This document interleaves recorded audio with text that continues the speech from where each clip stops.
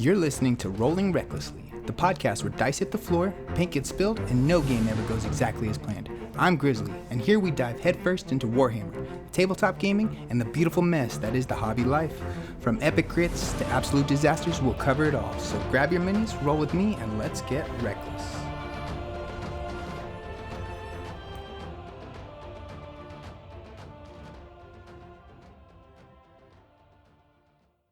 Welcome back to Rolling Recklessly, the podcast where we dive headfirst into all things Warhammer Age of Sigmar. From epic lore of the mortal realms to the armies we collect, paint, and push across the tabletop. I'm your host Robert, aka Grizzly, and we're in for a long one today. Today we're tackling one of the most important milestones for any player, building your very first 1,000 point army. Now if you're brand new, 1,000 points is that sweet spot between the fast, smaller Spearhead games and the massive 2,000 point battles most tournaments are built around. It's the scale where you learn your army, test your strategies, and it starts to feel like you're commanding something substantial without drowning in too many units or rules. We'll break down what makes a strong 1,000 point list, some of the common mistakes to avoid, and I'll even share a few example lists that you can use for your inspiration. Some including my own from Sylvaneth, as well as some Stormcast and maybe some Night Hunt. Whether you're fresh off your Spearhead box or looking to take your collection to the next stage, this episode will give you the tools to roll recklessly into your first real games of Age of Sigmar. And hey, if you enjoy the show, make sure to follow us on Instagram at rolling_recklessly_podcast, where I post episode graphics, giveaways, and hobby updates. We're also starting to grow a Discord community, so if you want to share your own 1,000 point list, or just talk Age of Sigmar, that's the place to be. So grab your dice, grab your army list, and let's get started. So why is 1,000 points such an important milestone in Age of Sigmar? For me, it was the moment where my collection of Sylvaneth stopped being just models on a shelf and started feeling like a true army. Spearhead was fun. It taught me the basics, gave me some fast games, and let me experiment, but once you hit the 1,000 point mark, the game completely opens up. Suddenly my heroes mattered more, my units had to work together, and my choices during the game actually felt like strategy as opposed to just randomly moving pieces around. Think of it like this. Spearhead is your training ground. Quick battles, smaller model counts, and a way to learn the rules without feeling too overwhelmed. But at some point, you want more. You want the full army experience, where units start to interact, heroes make a real difference, and objectives matter over multiple turns. That's exactly where 1,000 points lives. It's the bridge between fast skirmishes and the epic 2,000 point battles you'll see in big tournaments. Now, I do want to point out that something important. Age of Sigmar is really balanced around 2,000 point games.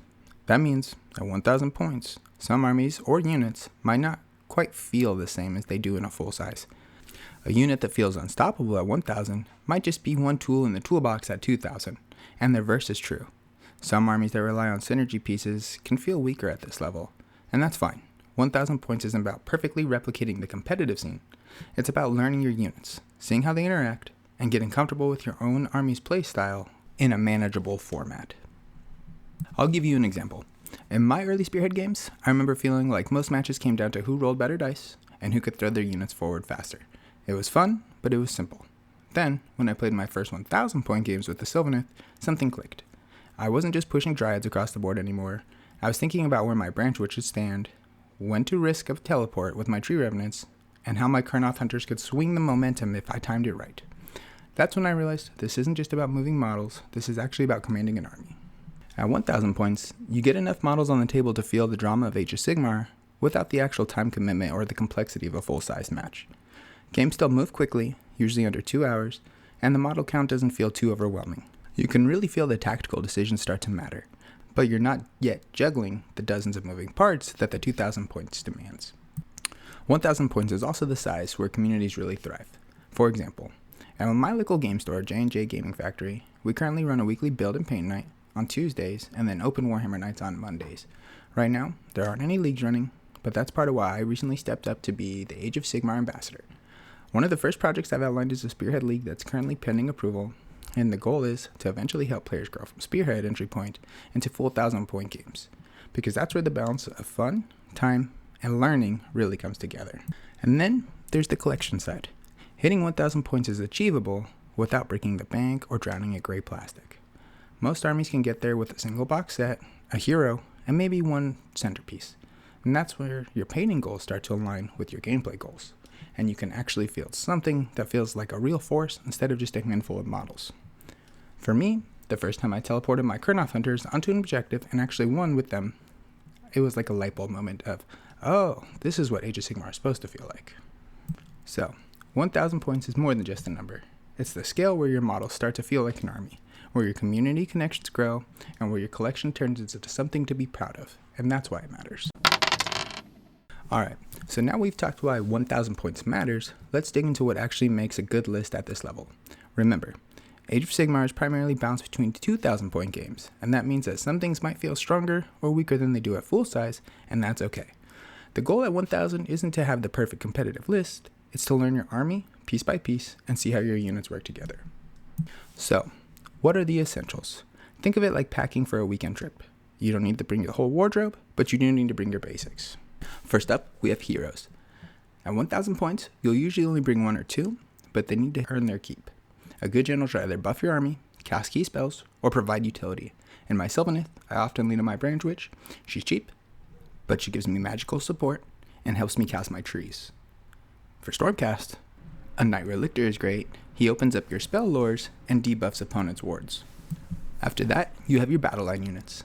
These are your bread and butter.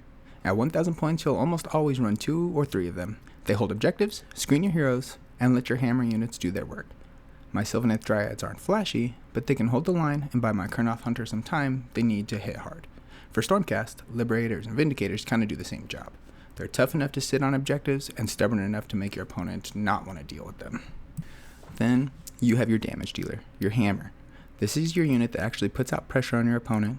For Sylvaneth, my Kurnoth Hunters with Great Swords are an obvious choice. They hit hard, they're resilient, and they've won me more games than any other unit. For Stormcast, this role might be filled by a reinforced unit of Annihilators or a reinforced unit of Reclusions. For Nighthaunt, this might be your Bladegeist Revenants cutting through screens. The important part is having one unit that can swing the momentum your way. Without it, you'll always feel like you're on your back foot. Finally, you want at least one utility or flexible unit, something that gives you some options. For me, that's my Tree Revenants. They're not amazing fighters, but their teleportability has stolen me many games by grabbing late objectives when an opponent leaves one uncovered. For Nighthaunt, Hex Wraiths can dart across the table and do the same thing. These units teach you the importance of timing, positioning, and forcing your opponent to respond to threats in multiple places at once. Putting it all together. So if we put this into a mini example, my Sylvaneth 1,000 point list might look like this. A Branch Witch is my hero, 2 units of Dryads as battleline, Kurnoth Hunters as my hammer, and Tree Remnants for my utility role. That covers all 4 bases: leadership, the foundations, damage, and flexibility. Simple, but effective. For Stormcast, a Knight Incanter could lead the force, supported by Liberators, Vindicators as battleline, and backed up by a unit of Stormdrake Guard for the hammer, and maybe just some Prosecutors or Aether Wings to give mobility. Again, same framework, just expressed in their style. And for Nighthaunt, a Guardian of Souls for your hero, 2 blocks of Chain Rasps, and a battleline of Grimghast Reapers for the hammer, and Hex Wraiths for mobility. Same idea, different army. So, to sum it up, a solid 1,000 point list usually has 1 or 2 useful heroes, 2 or 3 dependable battleline units, 1 hammer that can actually win fights, and 1 flexible unit that gives you options. If you cover these 4 bases, you'll find your games are smoother, and you'll learn far more about your army and how it really plays. And don't worry about making everything perfect right away. At this level, you're not chasing every synergy that your army can pull off, you're building the fundamentals. The goal is to learn what each piece does, how they work together, and how to win games with a simple plan. Once you've mastered that at 1,000 points, adding more models and more layers to 2,000s will feel natural. Alright, let's put all of this into practice, and look at some example 1,000 point lists. Remember, these aren't meant to be top tier competitive builds, but teaching tools. The goal is to cover the basics, help you learn your army, and give you a clear plan when you hit the table. So for my first list, I have some Sylvaneth. I have a Branch Witch at 110 points, 2 units of Dryads at 180 points, 6 Kurnoth Hunters with Great Swords at 420 points, a unit of Tree Revenants, and a Warsong Revenant. This list has everything a beginner needs to learn the Sylvaneth playstyle. The Branch Witch is your cheap wizard who will not only provide magical support, but also unlocks Dryads as a battleline. The Warsong Revenant adds second layer of magical presence and can dish out some serious damage, especially when the dice spike in your favor. Together, these 2 heroes teach you how to use the Sylvaneth magic both defensively and offensively, as well as how to balance cheap utility heroes and more powerful centerpiece casters. The Dryads are your anvil and your objective holders. They aren't winning fights, but they're surprisingly sticky, especially in terrain, and they teach you how to stall your opponent. and how to win games through objectives instead of kills. Learning how to provide a screen properly with Dryads is fundamental to all Sylvaneth. That'll be especially important in 2,000-point games. The reinforced unit of Kurnoth Hunters with Greatswords is your hammer. This unit hits incredibly hard and has staying power, and it demands that your opponent answer it. At 1,000 points, it's an intimidating block that can single-handedly swing combats in your favor. This teaches you threat management, learning when to commit your biggest unit, and how to protect it until the right moment. The Tree Revenants are your utility unit. They won't win fights, but their teleport makes them one of the most useful of the 5-model squad in the entire game. They teach you about board control, late-game objective play, and how to force your opponents to respect even your smallest units. Put that together, and this list forces you to think about positioning, timing, and flexibility. Do you use your Dryads to hold the middle and stall, while your Kurnoths set up a hammer stick below? Do you keep your Revenants back to steal a late objective, or throw them forward early to distract your opponent? Do you risk your Warsong Revenant offensively, or keep him safe and control the magic phase? What this list teaches you is the essence of Sylvaneth: patient play, mobility, and precise strikes. It rewards careful planning, and it punishes sloppy positioning. It helps you master one of the most technical factions in the game, and when you scale up to 2,000 points, everything you learned here, from screening with Dryads to striking with Kurnoths, will still apply, just with more toys on the board. Next up, we have our Nurgle example. This list consists of the Lord of Blights, 140 points, Spoilbox Scrivener, 80 points, 10 Putrid Blight Kings for 380 points, 20 Plague Bearers for 280 points, and a Beast of Nurgle for 120 points. This list is pure Nurgle. Tough, grindy, and unrelenting. It doesn't win by flashy plays or massive damage spikes. Instead, it teaches you the art of outlasting your opponent, wearing them down while you sit on objectives and force them to fight on your terms. The Lord of Blights is your backbone hero. At this level, he's tough, cheap, and brings a strong buff for your infantry, especially your Blight Kings. He teaches you how to get most out of the durable, straightforward hero, one who makes your units better rather than trying to win the game himself. The Spoilbox Scrivener is deceptively powerful. He turns your Plague Bearers from a tar pit into a tar pit that fights back with something that actually matters. His buffs stack well with the army's natural resilience, teaching you how to make even your weakest units stickier and more dangerous. Together, your two heroes teach the fundamental Nurgle lesson: layer your buffs and turn basic infantry into nightmares. Your battle line is carried by a reinforced unit of Plague Bearers. 20 of them is a lot to chew through at 1,000 points. You're not going to cut down enemies quickly, but they will sit on objective all game and frustrate your opponent. Playing with them teaches you patience and the importance of holding space. They aren't about killing, they're about winning through positioning. The Blight Kings are your hammer, though in classic natural fashion, they're also an anvil. 10 of them is a brick to throw at opponents. Buckets of dice steadily wear down anything it touches. At this size, they can dominate games if you use them correctly. When they teach you how to apply steady pressure, not in one explosive moment, but by forcing your opponent to deal with them while the rest of your army does its work. Finally, we have the Beast of Nurgle, your utility piece. It's quick for Nurgle, sticky, and can bounce around objectives or tie up enemy units that are deeply annoying.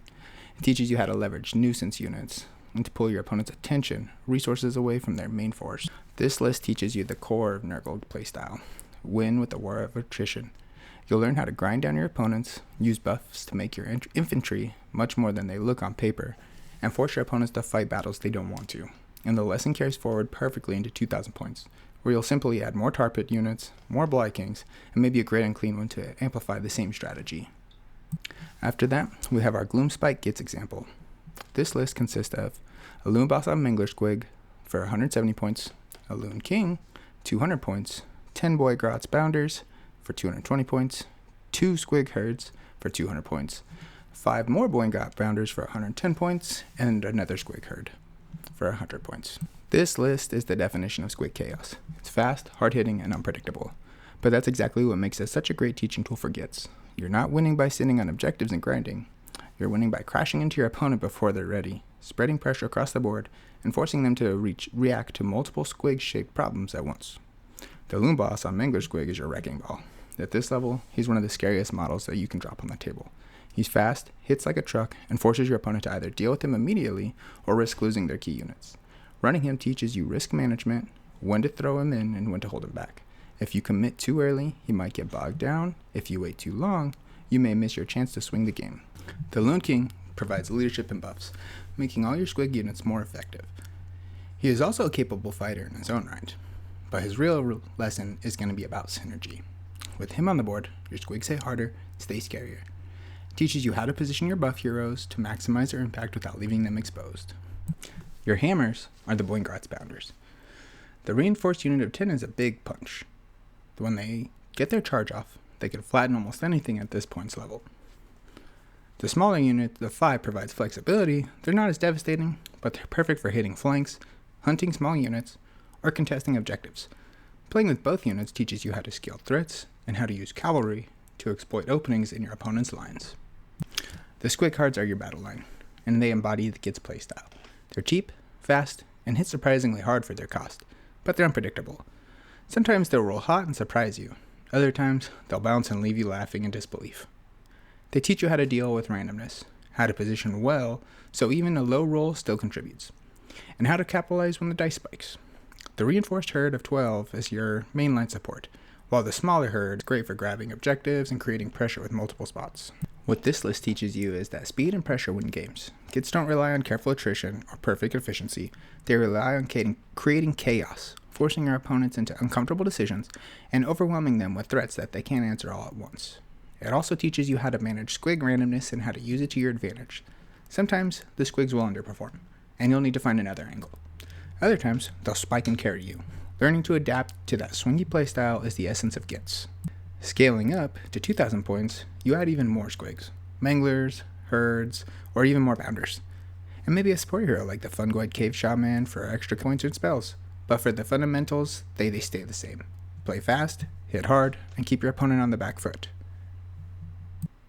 And last but not least, we have the Soulblight Gravelords example. This list consists of a Vampire Lord, 140 points, Radikar the Wolf, 130 points, Blood Knights Reinforced, 220 points, 2 units of Barrow Guard for 300 points, the Kosagi Night Guard for 110 points, and then 10 Death Rattle Skeletons for 90 points. This list captures the identity of the Soulblight Gravelords: synergy, recursion, and relentless pressure. It's balanced, thematic, and packed with lessons that carry forward as you grow into larger games. The Vampire Lord gives you cheap magical support, healing, and a command ability that boosts your infantry's melee power. He's not a frontline fighter, but he teaches you how to leverage your support heroes to make the rest of your army more dangerous. Radikar the Wolf, on the other hand, is a frontline powerhouse. Paired with his Kosagi Night Guard, he can crash into enemy lines and swing combat in your favor. Playing Radikar teaches you how to combine a hero with a bonded unit, learning the value of synergy and careful positioning. The Barrow Guard are your reliable damage dealers. 2 units of 10 means that you can split them across the board and combine them for concentrated pressure. They're not the fastest, but with buffs, they become efficient killers. Blood Knights are your hammer units. Fast, resilient cavalry that can deliver crushing charges. They teach you how to time your strikes and punish overextension. Finally, we have the Death Rattle Skeletons. They're your cheap Tarpet unit. They won't win fights on their own, but they give cheap screens and objective holders.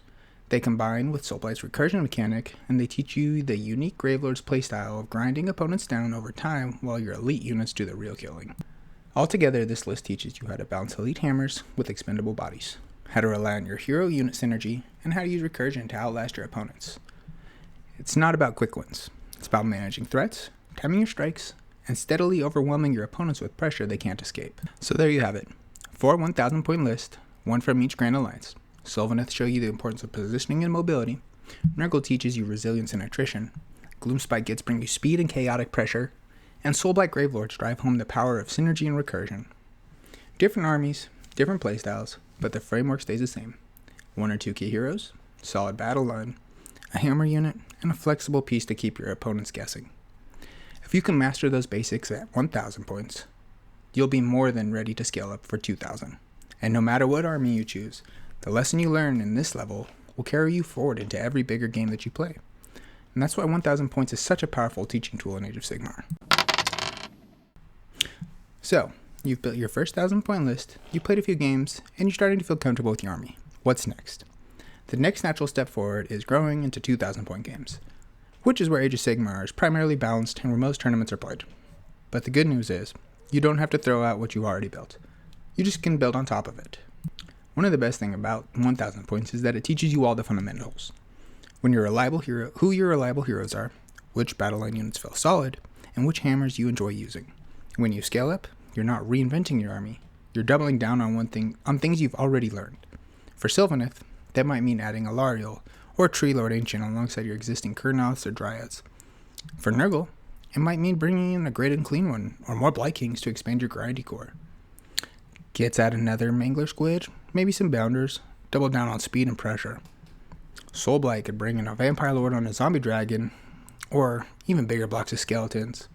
Maybe even some Graveguard to amplify what's already working. Another thing you'll find is that in the lessons you've learned at 1,000 points translate directly into 2,000.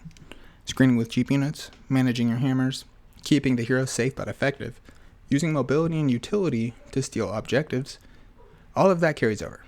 The only difference is that now you're juggling more moving parts, which just makes those fundamentals even more important. And then don't forget the hobby side. Going from 1,000 to 2,000 points is a perfect painting goal. You can set milestones. Finish your core 1,000, then reward yourself by painting a centerpiece model like a monster or a big hero.